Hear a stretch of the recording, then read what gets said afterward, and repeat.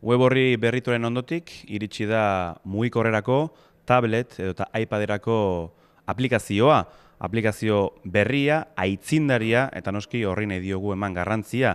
Izan ere, aurrenekoz, euskarazko komunikabide batek mugikorrean, iPadean edota tablet batean, zuzeneko emisioa eskaintzeko aukera ematen du, eta horrela, mugikorrean aplikazioa instalatu orduko, zuzeneko emisioa jarraitu alduzu edozein momentutan, kaletik zoazela, etxean zaudela, edozein momentutan.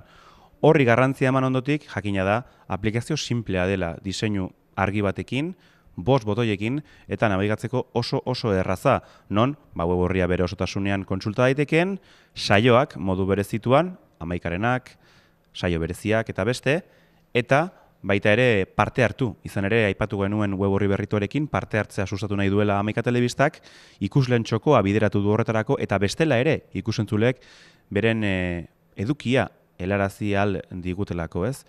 Eta horretarako, mugikorraren aplikazioan ere, aplikazio berri honetan, bada parte hartzeko modua edo konpartitzeko, partekatzeko, bai Twitterra eta bai Facebooka segituz gurea, eta eurenaren bitartez edukia banatzeko ere aukera izango dute.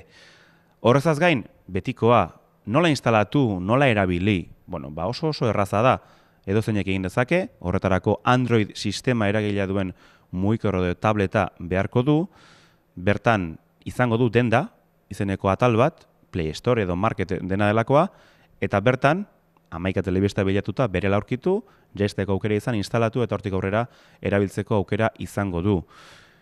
Horrekin batera zaipatu, noski, badirila beste mugikor, edo eta iPadak, kasu honetan Apple etxekoak, ez dituztenak sistema horiek, alegia Android sistema ezin dute erabili, baina aukera dute modu berean, 11 telebista, 11.tv bera sartuta, web horri berezituaren bersioa ere, iPhone eta iPadetan ikusteko. Beraz, argi dago kasu honetan ere, 11 telebista eskura jarri dugula euskarri berrietan, eta aurrerantzean nahi duenak aukera ederra du, paregabea eta erraza, txukuna ere esango genuke, 11 telebista bere sakelakoan eraman, eta noiz nahi ikusteko.